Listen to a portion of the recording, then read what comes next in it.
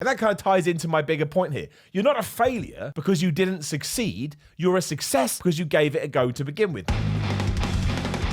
Simon the Bald A-hole here today, for some reason looking like E.T. I've only just clocked it. I forgot that my hood was up, but it's not up in a proper way. It's up like E.T., phone home.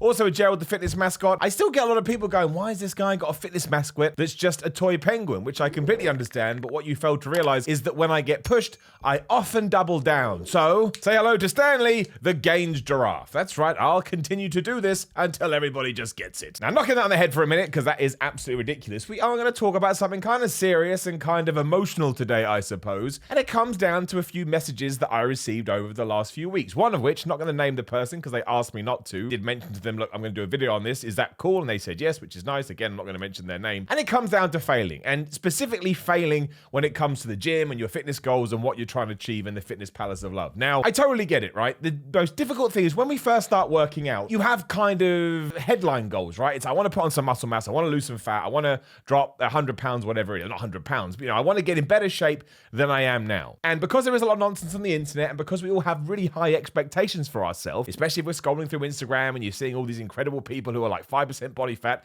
and looking like they're in the best condition you've ever seen, when you hit your first plateau or you hit your first wall, which will happen, by the way, you're never just going to continue to progress and motivate and evolve. Eventually, you are going to have to change some stuff around. So you do just, like I say, slap bang into a wall. I totally get it. You start thinking, well, why aren't I achieving as much as I was achieving? And why can't I start to look how I want to look or how I'm envisioning it in my head? And I think that's the problem. We always want to take it as far as we can. Of course you do. If a genie came right now, we're talking about genies, but if a genie came right now and said, I'll transform you into anybody that you want, you're going to pick someone that's in terrific shape. You're not just going to pick someone that's got sort of a random, okay, that's a healthy body. You want to have massive biceps and a massive chest and massive arms and massive legs and massive everything. Now, that's not the case. I don't want to be that guy. As far as I know, I haven't seen one to date. Genies don't exist. But you then get into this terrible sort of chicken and egg scenario where you want to be motivated because you want to try and get into this shape that you're so desperate to get into, but you don't feel motivated because you start feeling like you're failing at the gym. I kind of feel like this ties into us putting fitness and our bodies on a pedestal. Now, look, I am the first to admit it. I've been doing this gym stuff for a long ass time. I love it. I love the diet. I love the routine.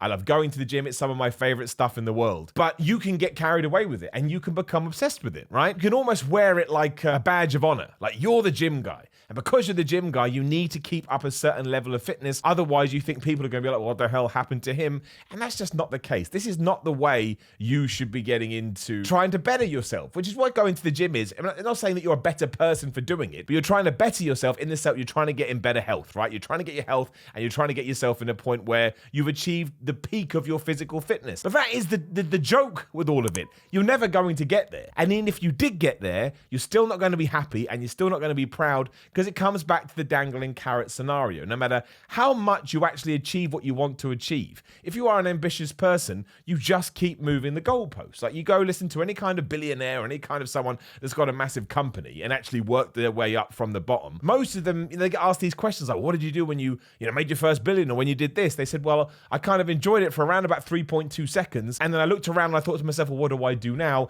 And I moved on to the next thing. And that is what we were doing with fitness, which is why do not let it become the sole reason for your happiness or your sadness, right? Just let it be something that you bring into your life because you know more often than not, it does make you feel better, be it because of the endorphins or because you can look in the mirror every now and then and go, well, hey, we're heading in the right direction. But you are not a failure just because you haven't got to where you want to go. It kind of ties into everything, right? I professional wrestles, well, I still do, but it's been closed down here in the UK. Question I get all the time is, Simon, what advice would you give to me if I wanted to start professional wrestling? I'd be like, just do it. But also, if you don't like it, don't, put yourself through what would be hell. Just cross it off your list and go, you know what, I tried it and it's not for me. And that kind of ties into my bigger point here. You're not a failure because you didn't succeed. You're a success because you gave it a go to begin with. Now, I get it. Fitness is a little bit different because with fitness, it's a consistency thing. It's a longevity thing. It's a marathon, not a sprint, all the cliches in the world. You do have to keep going. But let's say that your goal, say you're a 12 stone guy and your goal was to turn yourself into a 15 stone guy. Let's say you got to 13 and a half stone and then you really just don't know what you have to do. There are ways and means. You can go read about some stuff. You could get a PT. Maybe you need to change your diet. Maybe you need to change your routine. But don't start going, oh, I can't believe I never made it to 15 stone. I'm a failure, blah, blah, blah.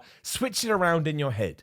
You had the moxie and you had the balls to say, I'm going to make a change in my life, and you got yourself to become a 13.5 stone guy, which is miles away from what you were beforehand, but it's also going to have brought other things into your life. Maybe you understand food a little bit better now. Maybe it's just given you a little bit of a sunnier disposition, but it cannot be the be all and end all. A lot of people, right, start getting into shape because of spite, right? They break up with their partner or they lose their job or something happens and they have time on their hands and like, right, I'm now going to do it. And after 6 months to a year, you forgot about that motivation and hopefully you've just fallen into a routine and you're enjoying the routine. But don't let it overwhelm you, right? It doesn't mean that you can't be super duper passionate about it, and allow it to consume every waking hour if you're getting something out of it. But do not then just spin it around on its head and think, oh, I failed this and I failed that. And you're not going to look great all of the time. You're just not. Maybe you increased your calories too much. Maybe you didn't train as intensely as the gym for a while. Maybe life got in the way and you couldn't do your cardio and you put on a little bit of fat. So what I'm trying to say here is that there is no goal when it comes to the gym. You should set yourself small, realistic goals,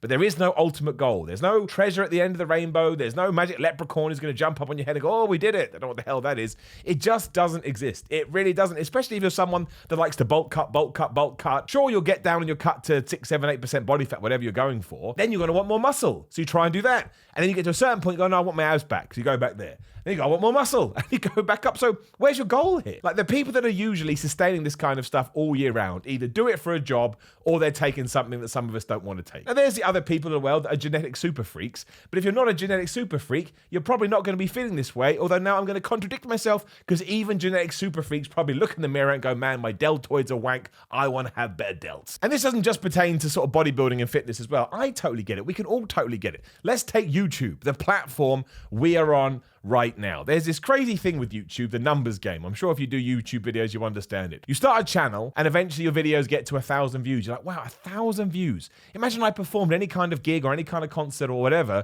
and 1,000 people came. That would be tremendous. And then you get to 5,000 views, and then 8,000 views, and 10,000 views. And then if you do a video that I guess doesn't, spark your audience, or you do a crappy thumbnail, crappy title, and it goes back to 1,000 views, you're like, oh, I've ruined it. I've screwed up. How did I do this? Even though 6 months, a year ago, 1,000 views, you would have been doing backflips. I am exactly the same. As I'm sure you've noticed over the last year, as lockdown, the pandemic came in, I kind of focused more on this channel and the fitness videos were getting somewhat of reaction. So I thought, okay, I'll double down on that. Sometimes the videos do so well. I'm like, oh man, this is the best thing ever. And sometimes they don't because again, I'm not putting out the content you want, or it could just be one of those things. Who even knows what the reasons are? YouTube's algorithm is crazy. And yes, sometimes I look at it, especially because if you go into the back end of YouTube, it just has arrows, the irony going up and down saying, you suck, you absolutely ruined it. And you think to yourself, man, I failed. I dropped the ball. I had all this momentum. Where did it go? And maybe it will come back and maybe it won't. Again, YouTube is like a roller coaster. You just don't know. But sometimes it's not anything that you did. Isn't it great that you put and invested that time into YouTube and got somewhere with it? Now, I'm not saying that you should just give up. I'm not saying that you should just be like, oh, but do not beat yourself up about it. That's what I mean. When I read this message, you could tell, and I get it too, I've been there. I could just tell this guy was really beating himself up. And I said, dude, don't do that. For starters, melancholy is fine for a little bit. You're allowed to have that sort of down and droopy dog kind of attitude for a while, but it's not going to make you feel better, and it's not going to get you back on track. And maybe you decide you don't want to get back on track and you want to do the whole crossing out thing. That's fine too. But just by trying to get in good shape, or just by trying to become a wrestler, or just by trying to do the YouTube videos, sometimes that should be enough to pat yourself on the back. We all want success and we all want to achieve things and we all want to get, again, the perfect body, or we all want to main event WrestleMania, or we all want to start doing videos that do 1 million views. Of course we do. But before you do get there, because I believe that you can, and I believe that I can, I've got a lot of belief, a lot of positivity in here, enjoy the ride. Be proud of yourself for putting yourself in a position where one of those things may happen. And there's nothing wrong with doing this either, but it's not going to happen if you just sat on your couch doing absolutely nothing. But as I always say, if you're sat on your couch doing absolutely nothing and you feel like $1 million, then you have achieved too. Because ultimately, it's just the pursuit of happiness. We're into sort of hocus pocus, happy trappy in our land, but it's true. The quest of life is just peace and happiness. And if you have peace and happiness, then what else do you really need? If you can wake up in the morning with a smile on your face and you can go to bed in the evening with a smile on your face and you're healthy and you're happy and you're just proud and at peace, what else do you need? I genuinely mean that. But don't think that, no one is going through that all of the time. Again, we all have ups and downs, but don't think that it's easy either. It's not like turning on a light switch. So when you do have the good days, embrace them. And when you do have the sad days, embrace them as well. You have that emotion for a reason. And the best thing you can do is actually just accept that you feel that way and try and delve into this. Why? Always look for the why. Why do you feel that way? And maybe within that, you'll discover something about yourself. You can go and sort it out or do whatever the hell you need to do. And then you'll be back to peace and happiness. And this is the kind of thing that we should wash, rinse, repeat. We do it with everything else. Why the hell wouldn't we do it with our happiness and our sadness? Because we do that too. We're like, oh, happiness is great. Sadness is terrible. No, there's stuff in the sadness. You just got to be brave. You got to swim through it. So there you go. Something a little bit different for a Friday, but I really have been thinking about it a lot. And I thought, man, we should just share. We should share and we should love and we should have fitness mascots that are just toys. Like the video, share there, and subscribe. Hit the bell, ding, ding. That way you know when other videos are going up. There's a video right there, or there will be in a second, depending how much I rant here. Please give it a click. Patreon, merchandise, Twitter, Instagram is all in the description. Go and give it a click and see what you think. Otherwise, though, have a great Friday. If you're watching it the day it goes live, have a great weekend, and I'll see you soon. I believe in you.